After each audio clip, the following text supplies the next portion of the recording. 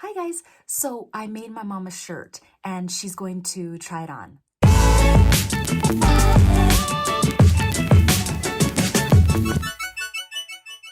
And welcome to my sewing channel.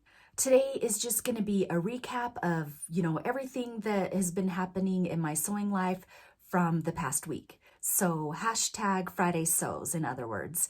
And I just want to thank Jen from Today in Jen's Sewing Room for coming up with the idea of the hashtag Friday Sews. It's just where all of us sewing bloggers come together, and so you can just hop around to each channel and just see what we've all been up to. So in today's episode, I'm going to show you my blouse that I made for the Sew April Blouse Challenge. Oh, and I made my mom a shirt. So you'll see my mom and she's gonna try on that shirt. And on Wednesday, I posted a really cute Mother's Day gift idea. It's where we decorated these washcloths and then you put them in these cellophane bags.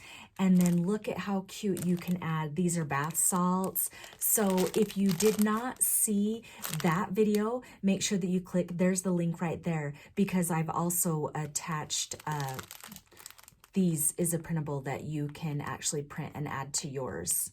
I also had a special request from my mom to make her a shirt. She brought me a shirt that she wanted me to replicate, and I think I did a pretty good job. I used the Ellie and Mac relaxed tee. Well, okay, I mashed it with the oversized tee. So the sleeve is just one piece, and I think I did really good on the neckline. Sorry you see this fabric so much. I just love this fabric.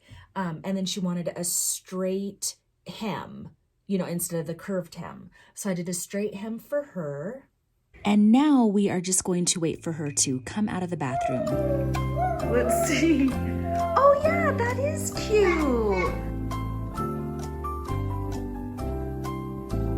So what do you guys think? I actually really like it. And have you ever made your mom clothing? And let me know how that went in the description tab below.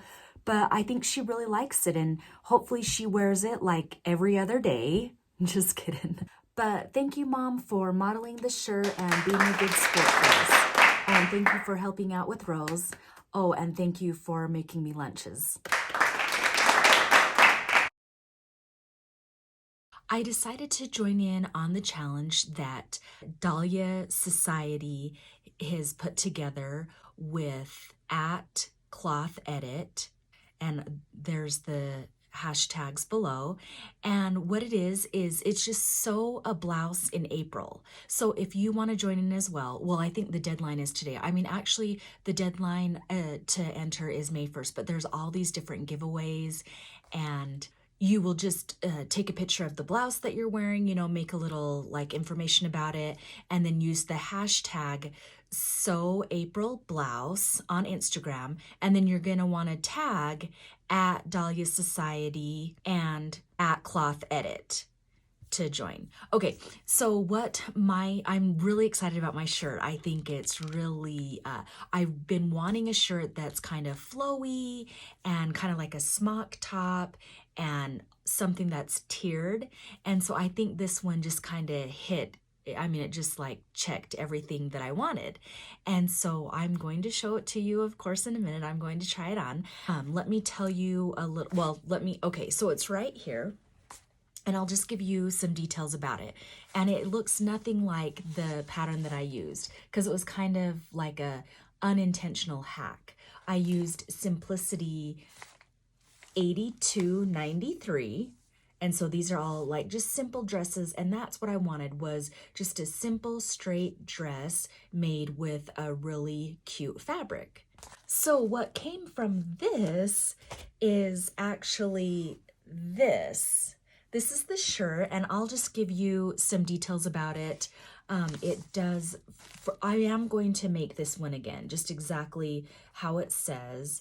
So it was my own mess up. What I did is I just cut it too small, but I graded out the chest to the largest size. So I graded out the chest part to a size 17, but then I went in, I think, to like a 14 or a 16, or, you know, I made the waist part slimmer and it just came out so small. So this pattern actually calls for darts in the chest area, and I didn't put the dart in because I had cut it too small.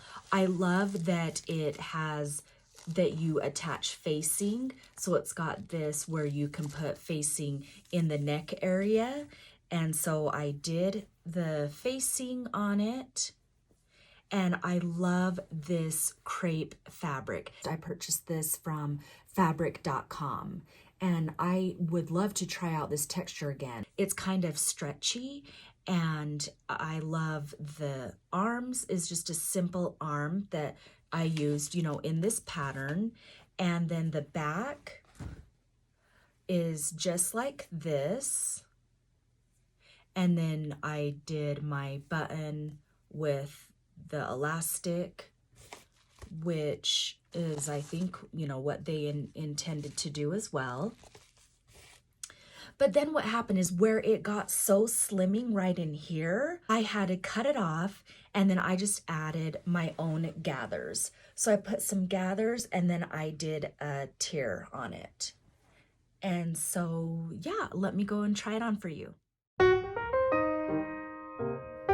So I really love the flow of it, and at first I was kind of wondering, oh, are the ruffles too high? But then I have these examples that show basically there are no rules with the ruffles, and they all just look very cute. Okay, now another thing that I want to mention on this pattern, next time I do it, I am going to drop the neckline down probably about an inch. And even other people will agree. If you go to patternreview.com, a lot of people will suggest on several different patterns to drop the neckline down a little bit. So that I will probably do like an inch on the next time that I do it. I am going to make this again. I'm going to make it just like the picture. I'm going to add some ruffles. I'm going to pick out some fabric, and I'm just going to cut it bigger. But I do love how it turned out. I mean, even though it was an unintentional mistake, I still really love the results of it. Oh, and don't forget, in case you don't know, you can go ahead and put hashtag Friday Sews in the search bar so that you can search all the other sewing vloggers that post on Fridays. So I just really want to thank you for watching, and subscribe if you haven't already, and give me a like. And until next time, happy sewing. Oh, and I hope to see you in my next video. Bye, guys.